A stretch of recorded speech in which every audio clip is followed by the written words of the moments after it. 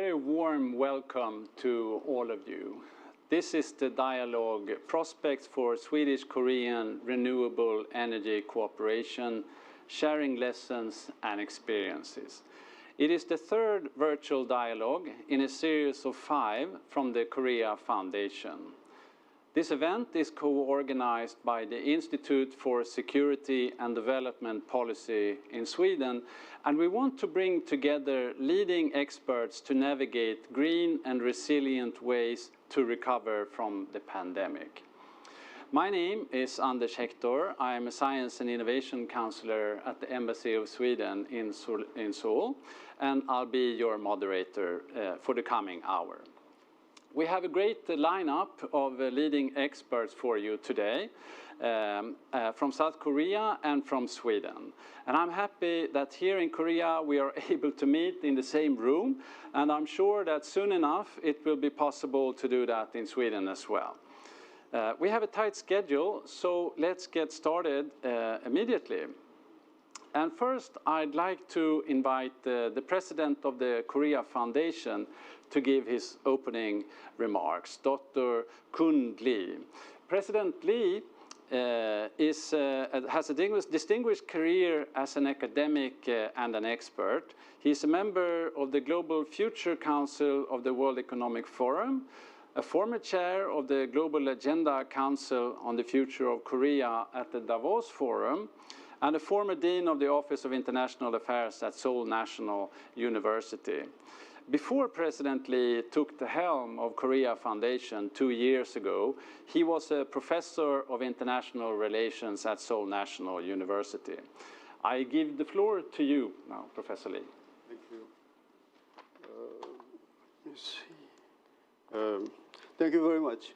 Thank you very much for your very kind and generous introduction. Dear distinguished guests and friends from all over the world, as president of the Korea Foundation, it is my honor and pleasure to welcome you all to the 2021 Korea Foundation Virtual Dialogue with Sweden. Honorable Dr. Niklas Swanström, Executive Director of the Institute for Security and Development Policy. In fact, I have been there a few times myself. And all of the esteemed speakers here today, I would like to express my gratitude to you for joining us to share your precious ideas. I believe that our audience has been with us throughout this virtual dialogue series and its journey through green recovery. The first dialogue, which was with Denmark, was about the circular economy, and the second dialogue focused on a New Deal and mobility with Germany. Today, the Korea Foundation is privileged to hold this third dialogue, Prospects for Swedish-Korean Renewable Energy Cooperation, sharing lessons and experiences with the Institute for Security and Development Policy in Sweden. Climate change is among the most critical challenges that mankind currently faces. To ensure a green recovery from the COVID-19 pandemic, we are in need of strategic solutions that incorporate the global pursuit of renewable energy and carbon neutrality. It is in this regard that the Seoul Declaration was recently adopted at the 2021 P4G Seoul Summit. It emphasizes the importance of phasing out existing coal and increasing the share of renewable energies so that we can move together toward a net zero future. The Korean government announced a Green New Deal to overcome the economic crisis and heightened impacts of climate change caused by the pandemic. Achieving carbon neutrality is one of its top priorities, and the transition to renewable energy is a key to this goal. Under the deal, the government plans to increase the current share of renewable energies in power generation through efforts from the public and private sectors.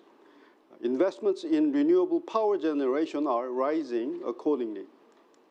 As one of the global leaders in environmental protection, the Swedish government has similar policies in place to continuously reduce greenhouse gas emissions and expand the use of renewable energy. With abundant renewable energy resources, thanks to its climate and geographic characteristics, Sweden is expected to achieve net zero carbon emission earlier than other countries, with a goal of generating electricity only from renewable resources in the near future. Through these actions, we can see that both Korea and Sweden are progressively heading toward a net zero future. In order to encourage this transition, international cooperation is crucial in the global response to the pandemic. If we look for opportunities to cooperate through green recovery practices, we will be able to reach our goals together even quicker. It is in this spirit that I'm pleased to hold this session, this dialogue, promoting an active exchange of ideas on various aspects of renewable energy in both countries.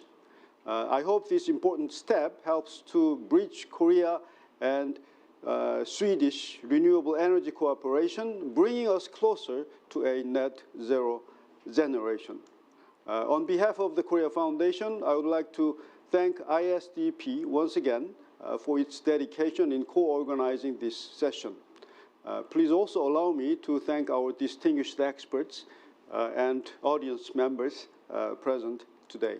I'm certain that today's dialogue will help us create a stronger relationship between our countries as we build a brighter future together. Thank you very much. Thank you very much, President Lee, for these inspiring words. And as we heard, the co-host for today is the Institute for Security and Development Policy. And next, I'd like to introduce to you its Executive Director and co-founder, Dr. Niklas Swanström. Dr. Swanström is a fellow at the Foreign Policy Institute of the Paul H. Nietzsche School of Advanced International Studies. He is a Senior Associate Research Fellow at the Italian Institute for International Political Studies. Dr. Swanström has a PhD in Peace and Conflict Studies from Uppsala University and has pursued his expertise in conflict prevention, conflict management, and regional cooperation, primarily in the areas of Northeast Asia, Central Asia, and Southeast Asia. So, Dr. Swanström, I give the floor to you online from Sweden. Well, thank you, Dr. Hector. Very kind introduction, but as you hear, I'm here as a student today. I'm actually looking forward to learn from all of these outstanding presenters, and I would like to extend my thanks to everyone and also the audience, of course. But first of all, I would like to thank the Korea Foundation and President Geun Lee. I'm extremely happy that ISDP is able to co-organize today's virtual dialogue together with the Korea Foundation. I would also like to extend my thanks to Korea Foundation for the generous support ISDP has received over the years. Renewable energy is one of the most important sectors we need to focus in dealing with our future environment challenges. And I think South Korea and Sweden is two of among the world's most innovative and technologically advanced countries. And even if both of us has put a huge effort into achieving sustainable development goals globally, we do have slightly different approaches, focus, and agenda to develop renewable energies. And I think it's really important to share those lessons, to listen into the experts that we're going to listen to, and to seek new solutions and try to improve, because even if we might think that both of us are doing well, I think we can all do much better. And I think, if nothing else, I think the experts we have here will definitely be able to give us some advice in how to move forward. And I think this sharing of experience is extremely important.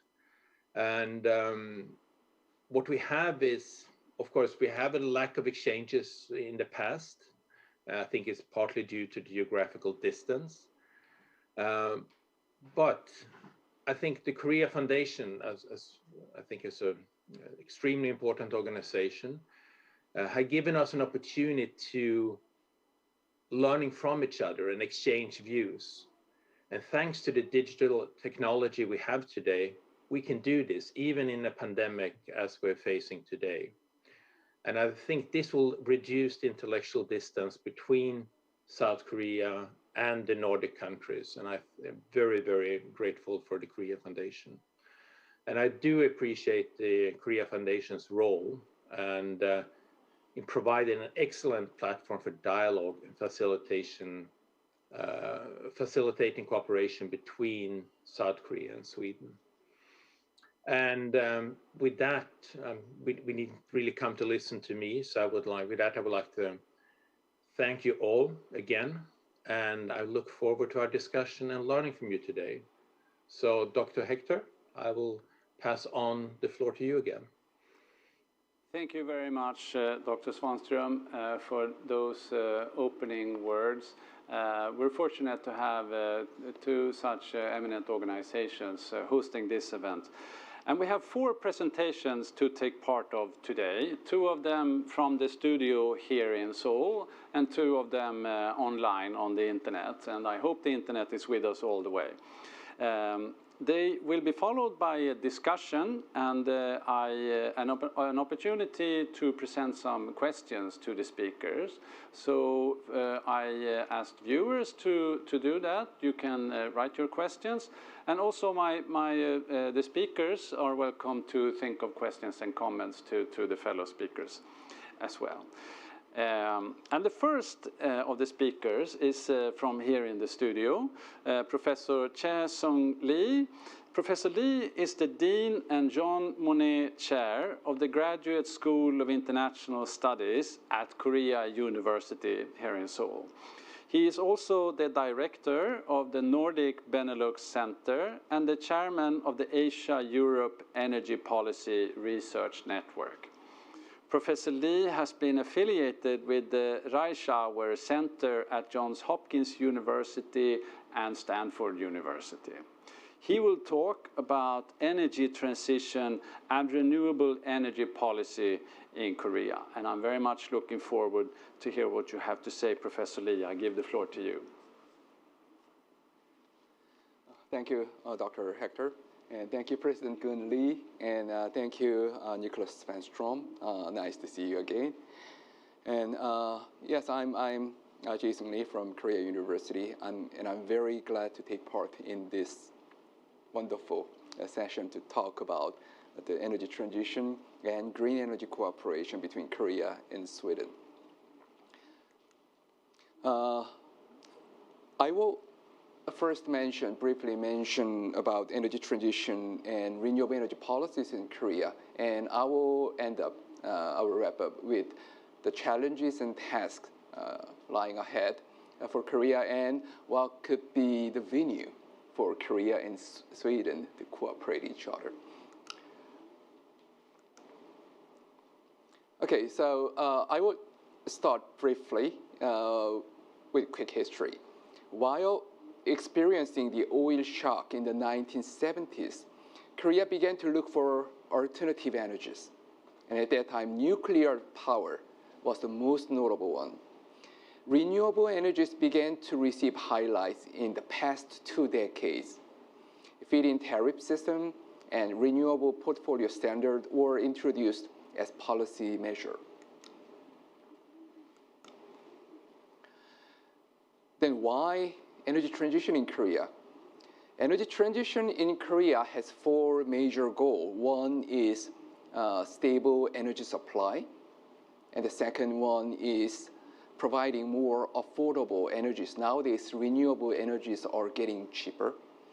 And very importantly, environmental sustainability, low carbon, and less pollution. And finally, enhanced acceptability. So this is an upgrading the power supply system and also the decentralizing and increasing social acceptance. Let's look at the current status of Korea's energy transition. Korea is almost at the center, and Korea is trying to move toward the leading countryside. You can see the green dots in the column. But still, Korea is at an early stage. And especially environmental sustainability is a key challenge at this moment. Korea's electricity has been based on coal, gas, and nuclear.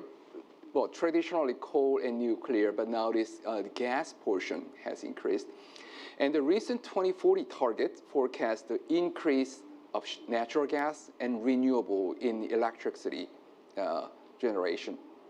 And coal portion will substantially be reduced, and nuclear portion will be reduced too. In the forthcoming decade especially, Korea is expecting a big progress in spreading out renewable energy in total energy supply. Then how to achieve energy transition in Korea? Actually, energy transition needs a collaboration, very efficient collaboration of consumption, supply, distribution, and industry. So this is not just one-shot event. This is a process, and a number of different sectors should cooperate. Since the green growth in 2009, Korea has accelerated a series of policy measures for energy transition. And recently, Green New Deal and carbon neutrality plan were also announced. There are several figures showing the fifth basic plan for renewable energy. Actually, in Korea, there are a number of policy initiatives spurring up the renewable energy and carbon reduction. And the fifth basic plan is one of the major plan.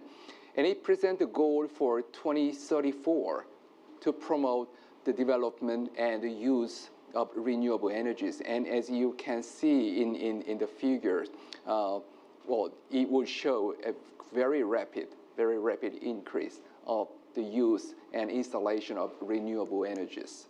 So I may skip these pages and save some time for the conclusion. And the declaration of 2050 carbon neutrality was made last year.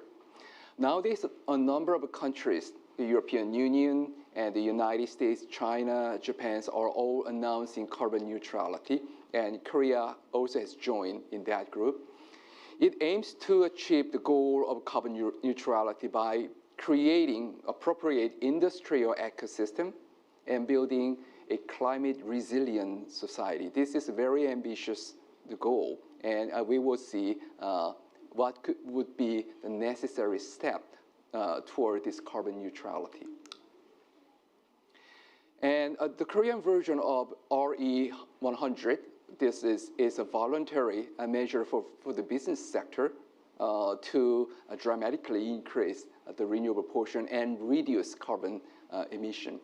And the RE100, Renewable Energy 100, is spreading in the business sector together with ESG, environment, social governance paradigm. So nowadays in Korea, the business is inseparable from ESG. And one highlight in Korea's energy transition is the role of hydrogen. The promotion of hydrogen economy is being highlighted in a number of policy measures. And together with electric vehicle, Korea tries to become the world's leading hydrogen economy. Korea does not have sufficient oil and gas resources, but we do have great human resources, technology, and policy incentive toward the green economy and green energy structure. And recently, Korea hosted P4G Summit, and international collaboration is also a main pillar of Korea's renewable energy policy. Sweden, of course, will be a good partner in the bilateral and multilateral framework. Now, so I will conclude with some challenges and tasks. Energy transition based on renewable energy has built a firm ground in Korea's energy policy. However, there are several challenges and tasks that need to be handled. First, Korea is trying to reduce the portion of coal and nuclear at the same time that I would like to call the double transition. And this double transition inevitably brought the pressures in terms of cost and supply quantity. Renewable energy may or may not cover the decreasing portions in this traditional pillar. So dealing with the cost, dealing with the amount will be the first the challenge. Second, the Korean economy is based on several energy-intensive industries such as steel, petrochemical. Also, the Korean economy is manufacturing and export-oriented one. So carbon adjustment cost will be very high in the main industrial sector, and that is a reality. The third one is related with the second one. Enhanced carbon reduction target is certainly good for environment. However, this environmental standard, the global standard, can sometimes also be a major trade and investment barrier. So Korean companies have to deal with it. Lastly, but not least importantly, building a healthy green ecosystem is a big challenge. Lots of Korean initiatives are top-down models with subsidies and incentives from the government. However, when the government allocates budget and resources, sometimes it brings a distortion in the market. Some free riders and some cherry pickers may appear, and sometimes they push out the good player. So the green ecosystem should be built among the competent and sound player. So efficient policy governance will be eventually the key for the success of green transition. So I will stop here, and thank you very much. Thank you very much, Professor Lee. That was very interesting and insightful. And being Swedish, of course, I see some similarities with Sweden on the consumption side. But I'm not going to give you any of my many questions right now. We'll save that for the discussion later on. Instead, I turn to Dr. Francis X. Johnson. Dr. Johnson is a senior research fellow at the Stockholm Environment Institute, where he leads the Stockholm Environment Institute initiative on governing bioeconomy pathways. Before Dr. Johnson joined the SEI, he was a senior research associate at the Lawrence Berkeley Laboratory in USA and the lead author of the IPCC Special Report on Climate Change and Land, where his expertise is.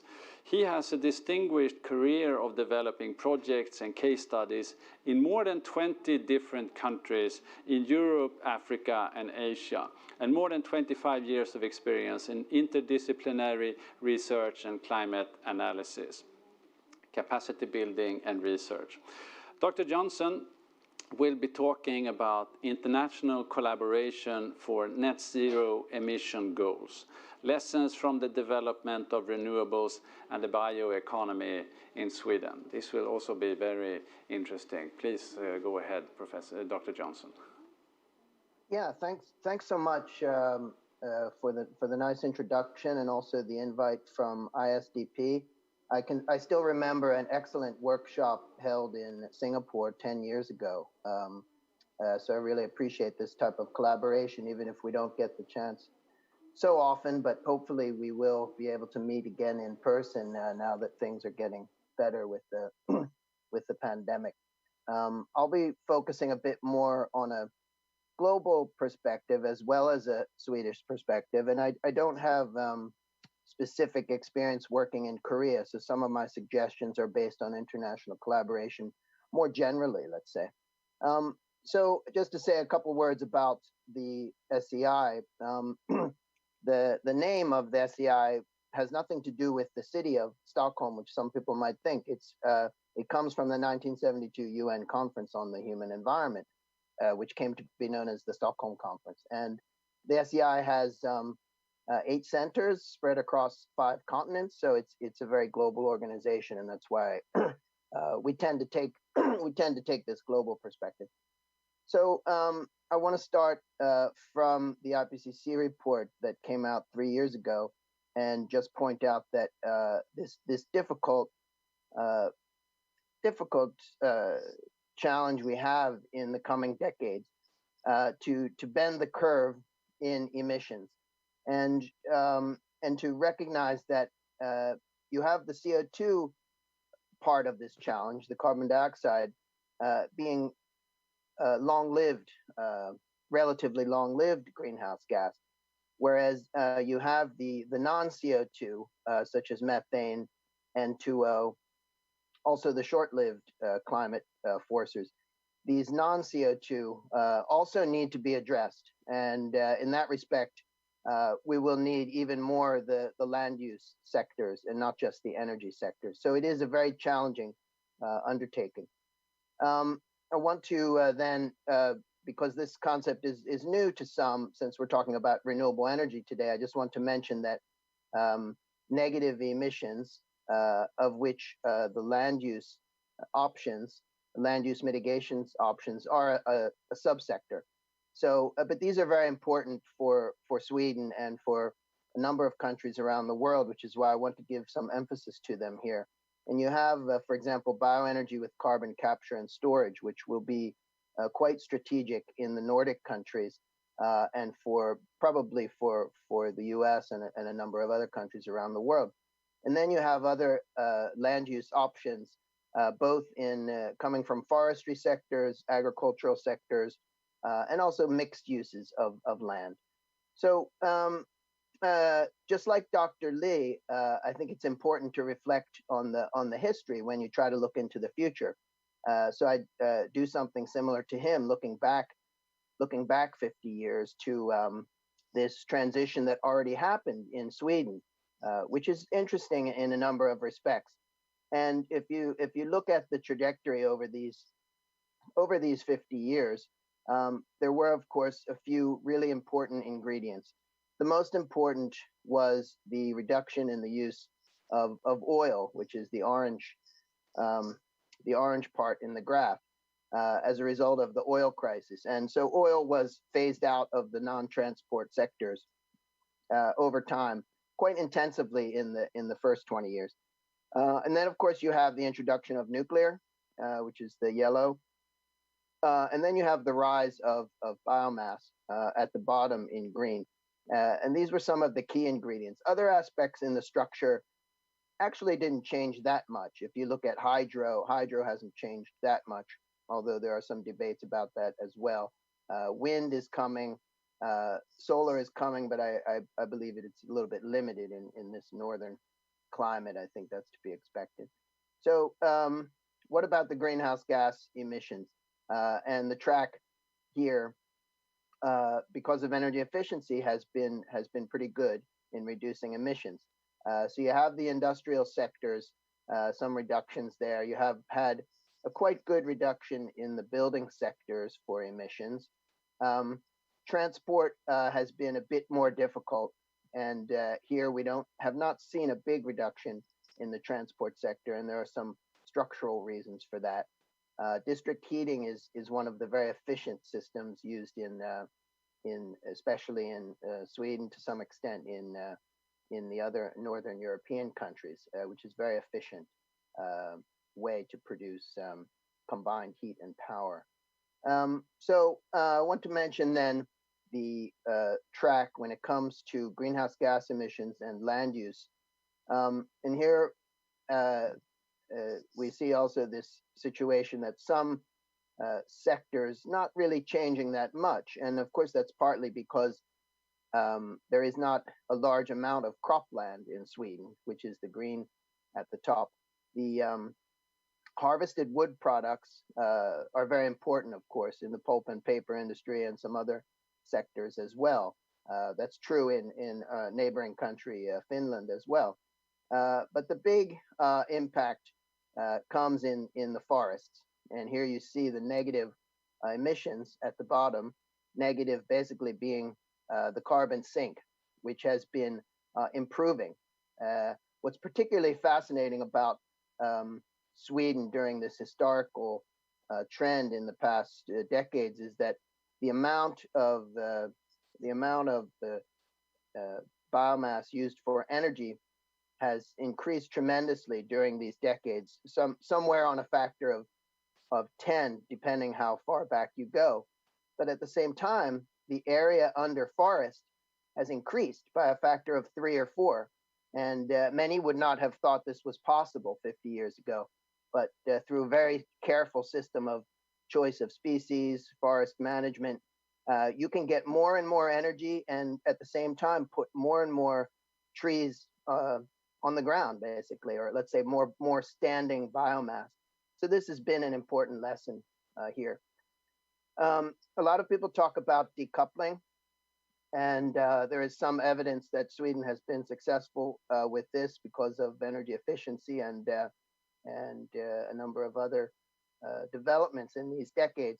However, there is a important limitation here in that there is a lot of increase. There has been increase in imports, and some of these are more energy intensive, and they don't get counted in the domestic emissions. So that means that the decoupling, which appears on paper, has to be recalculated, let's say, or recalibrated. So what does the future look like? What is the pathway to net zero emissions in the case of Sweden? You can see it's a very steep curve to go down by 2045, which is the goal here. And certain sectors, certain industrial sectors, are quite difficult to fully to reach fully zero emissions, and therefore that's why we need the land use sectors to offset these emissions. But you can see the aim for transport to be on this very steep curve of reducing emissions, very, very challenging. And energy sector, in some ways, energy sector is the easiest because Sweden already has nuclear and hydro and biomass well built into the system. So just to come back to this issue of forests, which are so important here, the ownership is important in creating the proper incentives. And what's interesting here is that around half are privately owned, typically amounts ranging up to 50 hectares. And a quite efficient system has developed for this, and quite good incentives to take care of the resource and manage it for both the carbon sink as well as the wood products and bioenergy. Just to put this in global perspective, however, if you look at global forest area, which again is going to be really important for the future to achieve negative emissions, the EU only has 4% of global forests, so it's not really very important. And furthermore, as these are temperate forests, in many cases, they don't have the same potential compared to the fast-growing tropical forests. However, if you look at Sweden and its neighbor Finland, it's quite significant, and there is a big contribution. And you can think of it dividing into 3. Around 1/3 of the forest in the EU, it comes only from Sweden and Finland. Around 1/3 from these other countries, Spain, France, Germany, Italy, and around 1/3 from all the other 21 countries combined. So that's pretty interesting. Okay, I tried to finish up here because we are running short on time. That's just to say that the cost estimates, it is a bit costly, some of these land measures, particularly you see these costs going up to 100 euros or more, several hundred euros per ton. These costs should come down, and some of the costs are actually quite low, in some cases even negative, because there are efficiency improvements. And then what do you get from these land use measures? You get quite significant, for a small country like Sweden, quite significant savings. But the big one is bioenergy with carbon capture and storage, which has estimated potential of 10 million tons of CO2 by 2045. So I just want to then summarize some lessons from Sweden, thinking about international collaboration with Korea. Also, as mentioned in the beginning, also putting a country that puts a lot of emphasis on innovation systems and the energy transition. The shifts in energy use in Sweden historically showed that this combination of tax policy, regulations, and also this coordination across different levels does make a difference for the energy transition. And thinking about this innovative experimentation, which is quite important to not be afraid to fail also, let's say, this approach to innovation. This is of strategic interest, I think, for net zero emissions goals, and particularly since bioenergy and BECCS are so important in pretty much all global scenarios. This diverse ownership structure is an interesting lesson that you need to give the right incentives. You have some parts of the world perhaps a bit too dependent either on large scale ownership or extremely small scale, which might be inefficient. This diverse ownership structure is quite interesting. Oops, there was an issue there. But number 4 would be that when you have a small open economy, of course, international collaboration is very important, and Sweden can lead by example. And the negative emissions are really going to be important to reach scale for climate goals. Very different approaches for land abundant countries like Sweden and perhaps countries that are somewhat land scarce like Korea. And that's why the strategies have to be complementary. And for these reasons, we have Article 6 of the Paris Agreement that allows for international collaboration. But these mechanisms have to be developed. So thanks a lot. Sorry, I went a couple minutes over, but these are 2 projects that we're working with right now on these issues. Thanks a lot. Thank you, Dr. Johnson. Understandable to be carried away by these topics. It's intensely interesting with all the forest that's available in Sweden and Finland.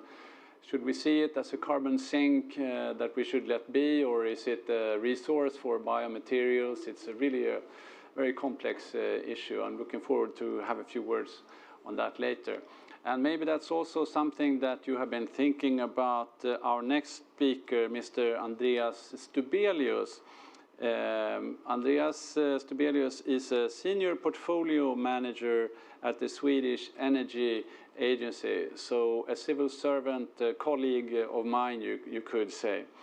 Mr. Stubelius has more than 15 years of experience of innovation in the energy business.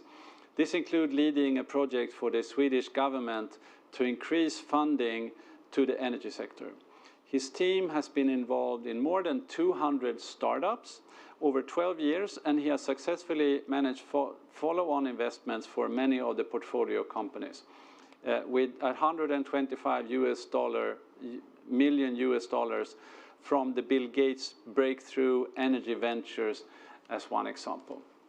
Mr. Stubelius, I invite you to share your presentation with us. Please go ahead.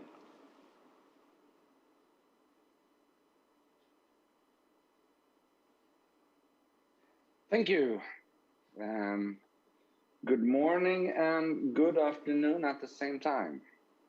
My name is Andreas Stubelius, as you heard. I'm working for the Swedish Energy Agency. And I would like to share a story with you guys, how I spent my last 15 years in turning a country into a global solution provider with more than 1 billion tons of carbon dioxide equivalent solutions from Sweden. So my expertise is in business and strategy development, in innovations and startups, actually. But first of all, the Swedish Energy Agency. We're a governmental energy agency, and our mission is to promote a long-term sustainable energy system, which basically means that we work with everything that has to do with energy. Everything from green certificate scheme to emissions tradings, in energy efficiency in a lot of products and so on. But if you look where we allocate the biggest resources, it's into research and development and innovation. So roughly 15 years ago, we got a special assignment from the government to see how we could work with the base of funding for R&D in order to create more companies to get the innovative solutions out there on the market, and especially out of Sweden. So a couple of slides on that. No. Something is wrong here. Okay. So, sorry, I'll follow the presentation. So Sweden is the front runner in clean tech innovations. We are, every year we get prizes of how really good we are in doing innovation. But we still are lacking in our abilities to really get these technologies out of Sweden. So when we started out 2006, we had a saying, it doesn't matter how good the technology is if it doesn't leave the lab. And today, 15 years later, we have another saying, hey, it doesn't matter how good the solutions are if we can't get them out of Sweden. Because Sweden is one of the cleanest countries in the world. So if we go 100% renewable tomorrow, nobody would notice, right? The Swedish contribution to the global carbon dioxide bubble is less than 1 per mil. So in order to make impact from Swedish innovations, we really need to get them out of the country. So the numbers, we have so far funded 241 companies. We have 200 of them are still around, which gives us a survival degree of 80%. And I heard before, working with innovation, you have to be bold. You can't be afraid, right? And have a survival degree of more than 80% in these early stages is really, really high, right? Moving on, we have so far spent $90 million in funding these companies, and the market value of the portfolio is way over $4 billion. So in terms of money, this is a really great project, but making money is not the main mission for the Swedish Energy Agency. It's about sustainability. So in terms of sustainability, the companies in our portfolio have the potential to cut emissions by 1 gigaton. And Anders spoke about the project we have in increasing funding. So this is an immense investment opportunity, and this is why we got Bill Gates to invest in one of our companies. I'll come back to that. But as I said, we need to get these technologies out of Sweden in order to make an impact. And this is a chart where the companies in our portfolio has protected their IPR. And we can see that the US is really big. China is also a really big market. France, Germany, and UK is also where we mainly are focusing.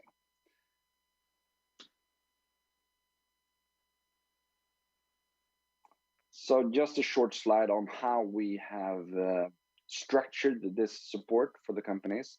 And the first 2 blue boxes on the left, it's about how we fund R&D. So it's basic R&D and applied R&D, and we work in themes. For instance, we have smart grids, we have bioenergy, we have carbon capture, and so on. So we work on themes. But when we come up a level and start to support companies, it's in 3 different boxes, and it's all about verifying. So the first one is to verify the concept. Is this really going to work? Can you protect it? And so on. And the next one is really the backbone in what we are doing. It's to verify the solution. And I love when my experts are scratching their heads and wondering, is this really going to work? And we can fund a project where we build one and we can show if it's working or not. And being able to do that is really the backbone. And that is also how we can get a lot of transformative innovation, disruptive innovation. and where we really can change the system. And the last one is building a big prototype and showing that they're actually working on a business scale.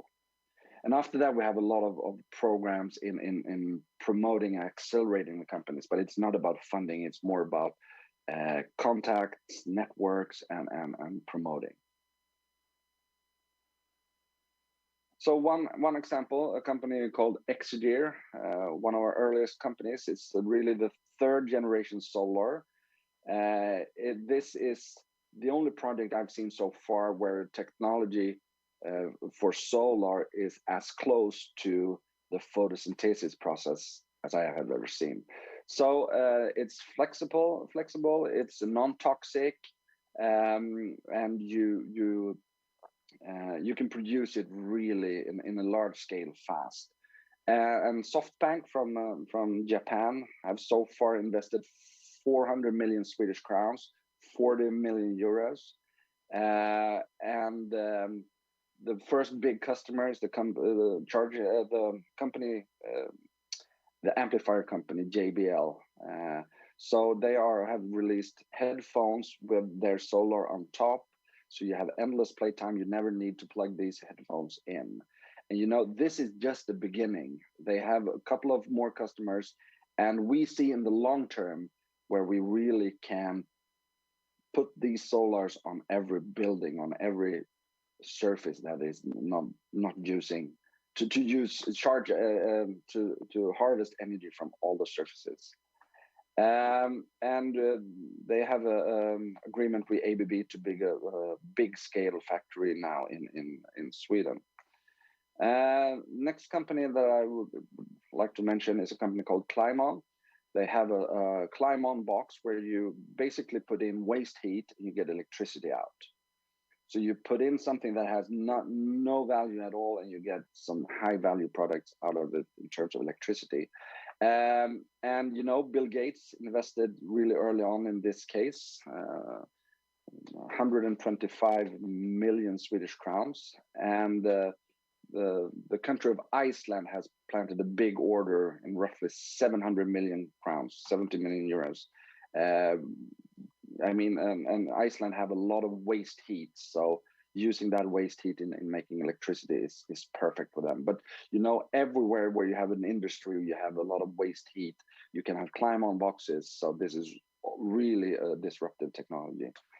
The last one of my example is a company called Einride. They have autonomous self-driving electric trucks. And you know, I think it was 3 weeks ago, Warren Buffett invested $100 million in this company. And we have also a lot of investments from Nordic Ninja and EQT. So just a couple of examples. Please join our journey towards net zero. We're happy to collaborate. We really see the potential here, and we really need to get these technologies out where it's the most needed. So thank you. That was all from me. Thank you very much, Mr. Stobelius. That was very interesting, truly a Nordic ninja perspectives on innovation. And I want to come back to innovation a little bit in a while in the discussion.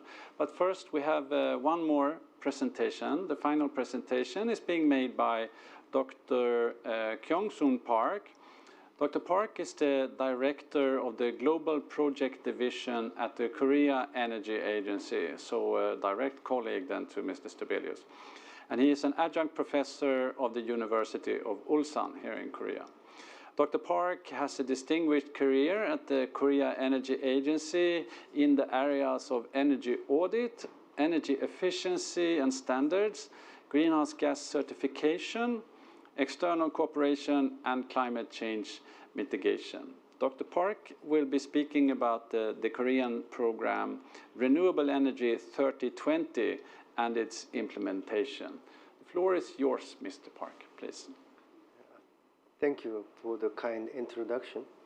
And I'm delighted to know that Swedish Energy Agency has similar mission to ours.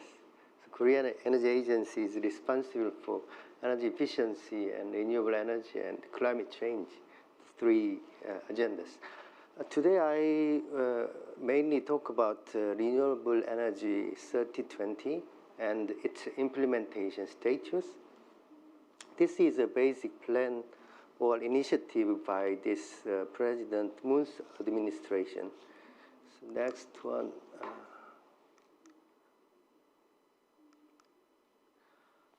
Firstly, background or history. Let me begin with that, and then brief look at the early 3020, and then let me finish with the current status while tracking the progress of this important initiative. So this is very short history. So you can see the blue color, FIT or Green Growth Declare or RPS or Renewable 3020 Plan from 1989.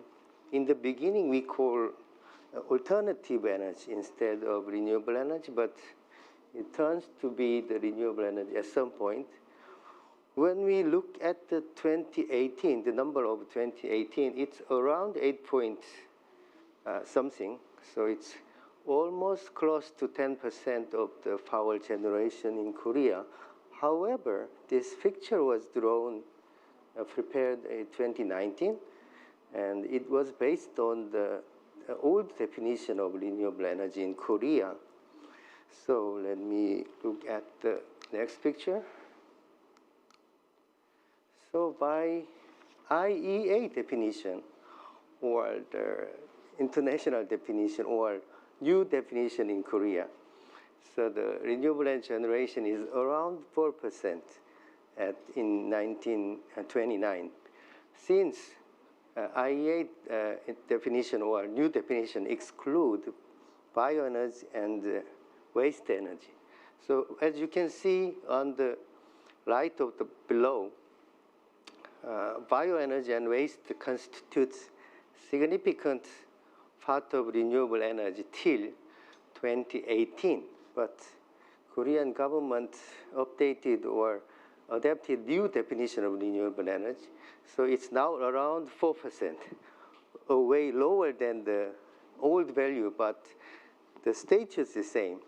And the renewable capacity, when we look at the renewable capacity of 2018 or 2019, it's around, by the end of 2019, it's around 11 gigawatts. The total electricity generation in Korea is around 120 gigawatts. So it's less than, I said, it's around 5%. And new addition for the 2018, we saw around 3 gigawatts in 1 year, new renewable energy addition. So with this understanding, when you see, we have two issues.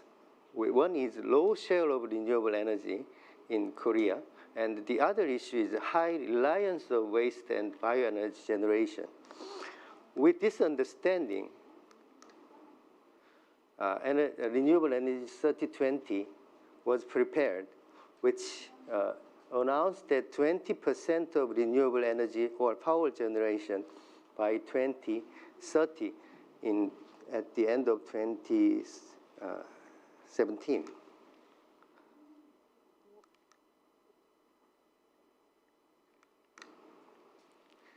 So renewable energy 3020, as I said, it's a 20% power generation by 2030, which include expansion of PV and other large-scale project and planned estate system. So we want to achieve sector-specific from bio or waste to clean energy, which means mainly PV and wind. And subject how to get to there, we need to engage local or public participation. And other measures include planned large-scale projects. These are the core of renewable energy, so, 3020.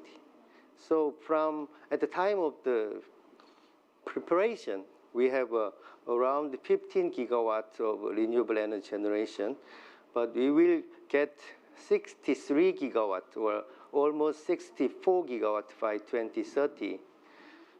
In order to get the number, we need to add around 50 gigawatts of renewable energy power capacity, which means almost by capacity definition, it's very big, since the total gigawatt is now it's 120.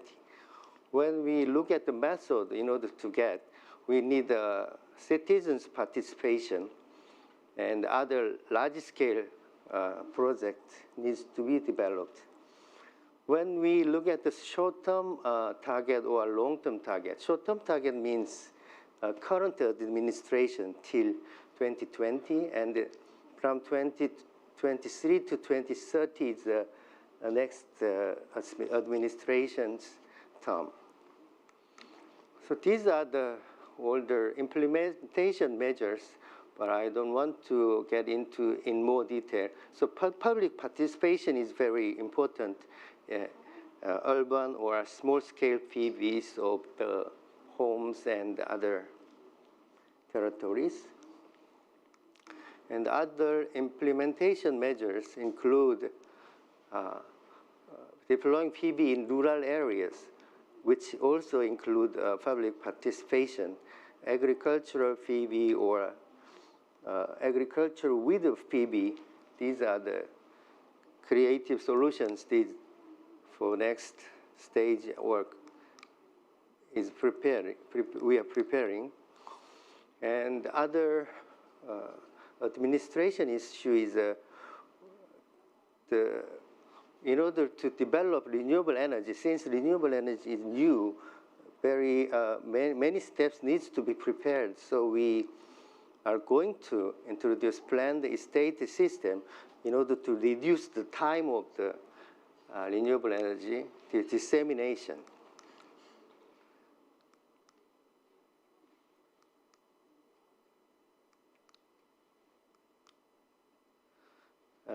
Lastly, large-scale projects needs to be also planned and executed, including Sangje area PV or offshore wind project in Jeju Island and other big projects are prepared.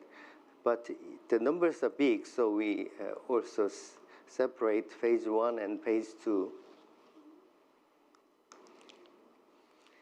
And the regulation also needs to be, it's necessary for the successful implementation of this plan.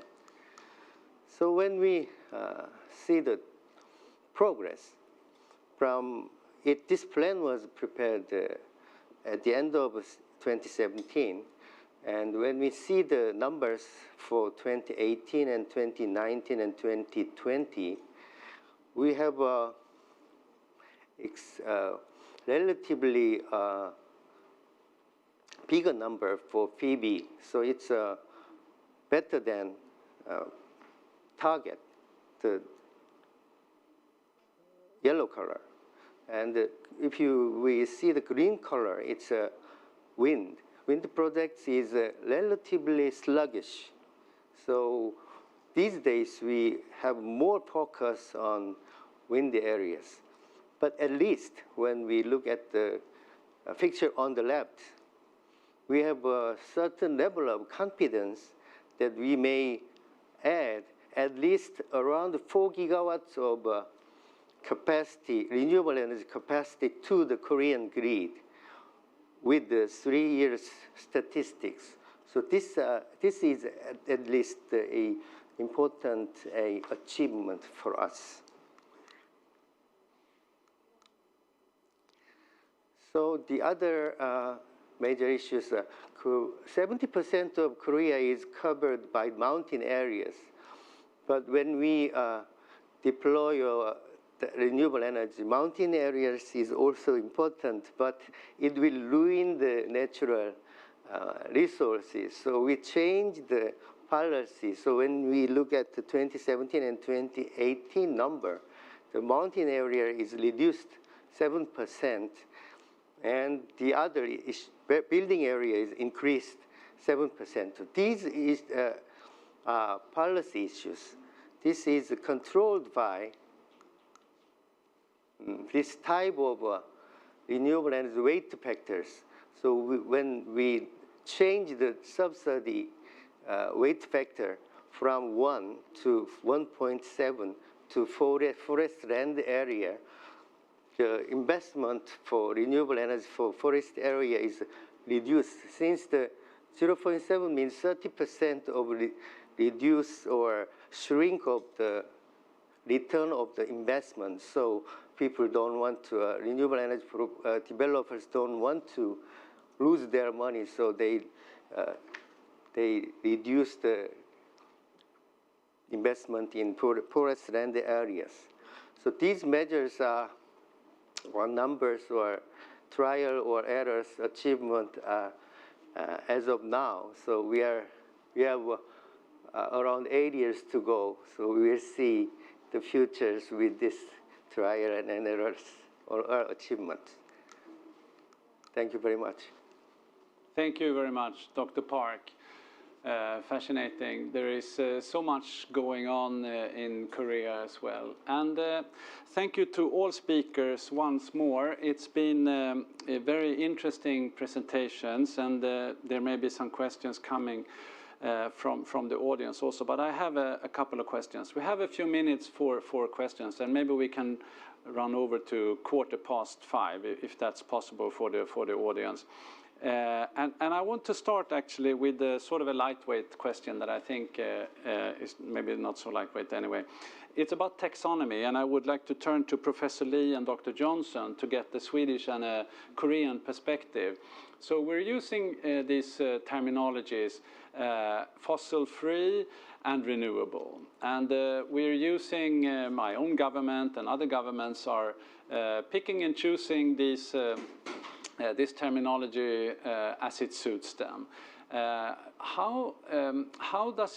What does it matter with this taxonomy? Is it important that we separate what we want to, when we describe the situation today and when we describe what we want to do, to separate between fossil-free and renewable? And what is the preference in Korea, and what is the preference of this taxonomy in Sweden? Can I start with you, Professor Lee? I may not represent the government, but as a researcher looking at these issues, I do not think that every country should share one same terminology, because the energy structures are so diverse, and energy mixes are so diverse, and energy consumption patterns are also diverse. So, but we can find some common element, like decreasing the portion of coal is definitely one thing, but the gas will be one of the major kind of bridging energy between fossil fuel and the green part. And one interesting the thing is nuclear energy, non-fossil fuel, but not categorized as the green like energy resources. So how to deal with that? And I think the solution should be found in each specific setting. But definitely we can share some common principle of low carbonizing and moving faster to the greener side as much as possible.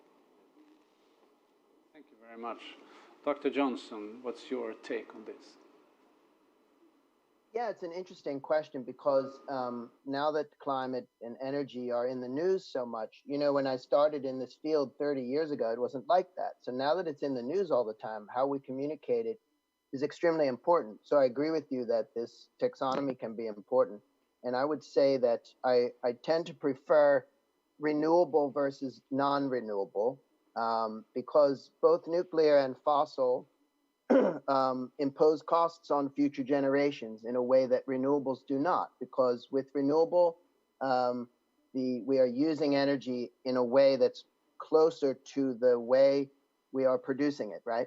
When we use fossil, to some extent nuclear, we are using resources that took 1 million years to create in the case of fossil, or in the case of nuclear, have to be safeguarded. The waste has to be safeguarded for 100,000 years or something. So I think that terminology is more useful, actually. And nevertheless, the fossil-free aims are also very important. And it connects to the land use issues that I talked about, because there's this tendency to think of, in fact, there's an old expression, buy land, they're not making any more of it, right?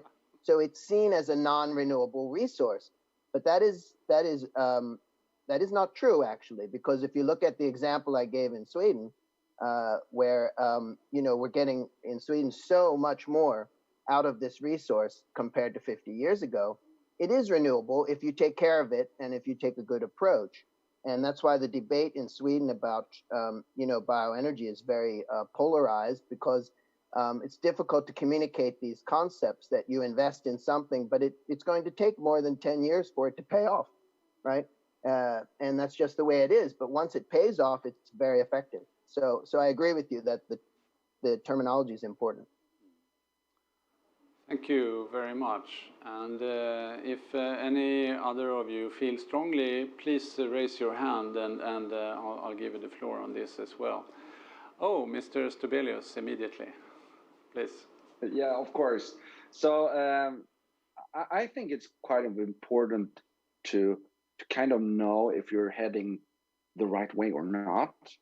So I mean, we have started a project with Emission innovation that we call net zero compatible innovations, where you actually can calculate if you're on a line with 1.5 Paris or not. So I'll share that project in the chat for those who want to be involved. Okay, thank you very much. And I have another question that is related to this, and I want to place this to Dr. Park and Mr. Stobelius, and it's about the role of innovation. So governments agree internationally on the Paris 1.5, and they come home and they tell their companies, by 2050, we are going to be fossil-free. That means you. So they will need to change what they're doing. Either they need to stop doing what they're doing, or do something else, do it differently, change their materials that they're using, change the energy that they're using, something. And here comes, of course, innovation as an opportunity to do that, as a vehicle for them to adapt to the future. Can you say something about the role of cooperation between government and industry, maybe in public-private partnerships, or if the government role is only to make sure there is funding support, or if the government role is only to set the target and then the companies should follow? I'd like to start with you, Mr. Stobelius, if you please. I'm sorry, these are unprepared questions, so you're hearing them for the first time now. So, so no worries. Yeah, well, I think the government role is, we have two roles. It's push and pull. So we're pushing out technologies, and we need to create policy that pulls them out. So that's in the big way. But your question was also about innovation, and I spoke earlier about the gigaton solution that Sweden can provide. 1 gigaton is roughly 19 times of all emissions from Sweden annually, and that is really to show the power of innovation. And I think we need to change the mindset here a little bit, because most of the countries are focusing only on the problems. And what we are trying to do with innovation is to get a more solution-driven agenda. If you focus more on the solutions, the problem will come with you, but there actually are some really disruptive solutions that can be deployed right now, and there are also more coming. And for instance, we talked about nuclear. Yeah, I don't like handing stuff for 100,000 years for coming generations, but there are some innovations around the corner for the next generation for nuclear. where you actually use the waste. It's more of a waste handling project than an energy project. Then we get free energy for 1,000 years as a just a benefit. So, well, that's my short answer. Okay, thank you very much, Dr. Park. Thank you for the interesting or new question. So I can think of one government officer. We work with the Ministry of Industry and Energy. Once she asked me, how can government support public sectors or industry to disseminate renewable energy? I replied to her that government can do many things, but you need to stood firm.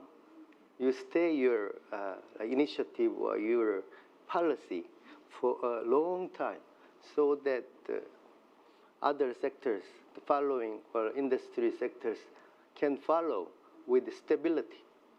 So the government can provide subsidy or initial support to a new industry or renewable energy, but they sometimes change or give different signals, which means which is very dangerous.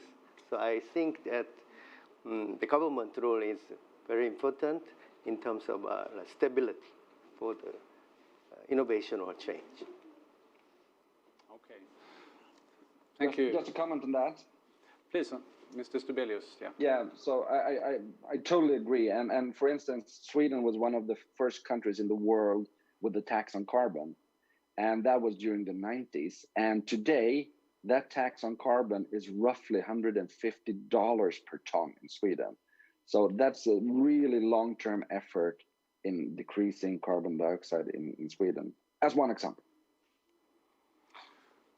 Okay, thank you. Thank you very much. Again, sorry, did you? No?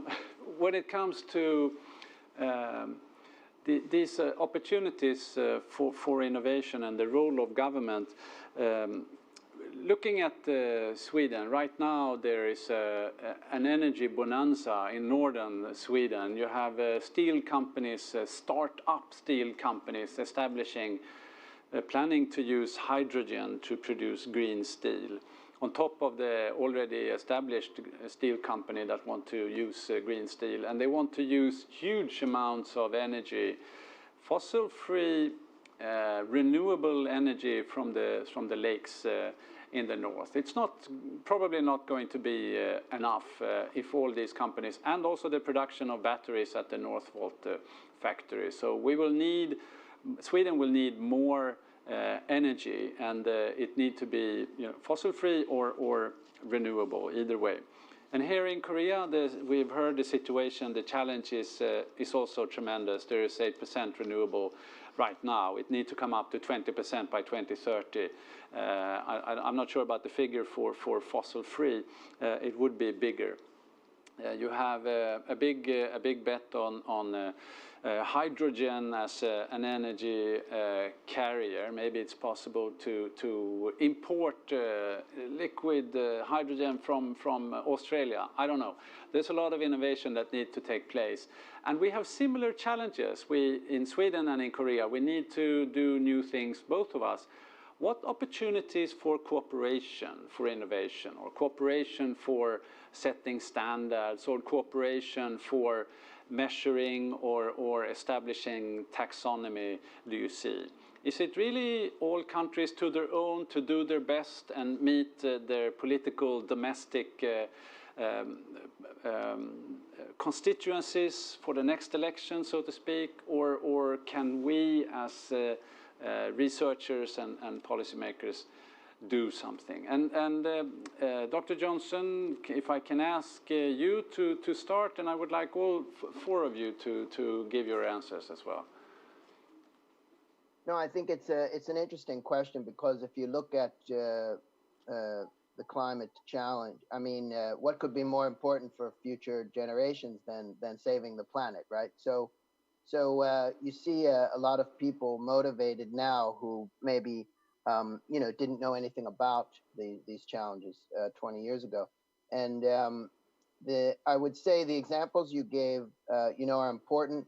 We're going to need a lot of new technologies. But I think it's important to remember the people side, and the people side comes with behavior and incentives and institutions, and here countries can share a lot. I think for example, this careful balance between regulation versus taxes, and also the fact that energy and climate are now also becoming local issues, because you see some resistance for example, in northern Sweden, there's resistance to wind power, there's resistance because of all the turbines, resistance to bioenergy in some cases, and to realize that this is a people challenge as well, and particularly for countries that share democratic ideals, have to recognize that technology by itself is not enough. So if we can share share some of the frameworks for how we use resources, that's why I gave the example of the individual forest manager, in Sweden, for example. If we don't solve the people problems, it won't work. It won't work, because technology is a good servant, but it's not a good master, let's say. So I guess that's the issue. Thank you. Professor Lee? Well, I think of two possible kind of sector for our collaboration, and the common thing about those two agenda will be at some point we have to have a different kind of geographical scope. One area is R&D. So, well, the Korean context and Swedish context are definitely different. But both countries are nowadays gearing up for innovation-driven energy transition. So, the more and more common R&D will lead to the startups, and that will incentivize many like the technology-driven enterprise will cooperate. So, first area is R&D. Second area is pursuing common project in emerging market or developing countries. It can also be the term of development aid or development assistance. Both countries are nowadays active. Sweden is very active. And that is one good way of mutual collaboration in multilateral setting. Thank you very much. Dr. Park? At least one thing we share commonly is the peer pressure, like carbon neutral by 2040, 50, 30. So China 2060, Japan 2050. Most European countries are advanced. So it's good to know that we all share peer pressures. That's very good. Thank you. Mr. Stebelius. Yeah, I think the possibilities for cooperation are quite big in many areas. For instance, I think South Korea is much better than Sweden in scaling up innovations. So that might be one area, and I think we need to widen the scope outside our own countries. I mean, using our innovation engines, renewable engines, to help the rest of the world addressing climate change. Funding is another one. There was an initiative from Prince Charles called the P80 Group.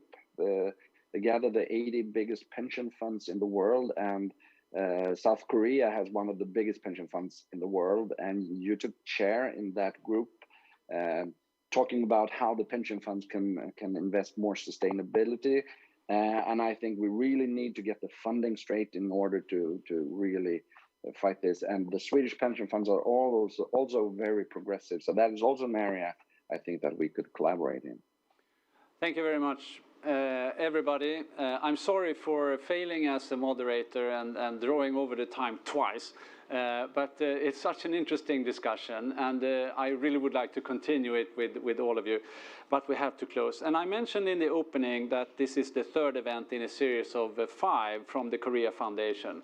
And the next event will be a session on working together to build a greener global economy. And it will be co-organized with the Harvard Belfer Center in the United States. And that event will take place next week on a Thursday, June 17 at 9 o'clock Korea time. And that's a wrap. Thank you very much for following us, and have a very nice rest of the day.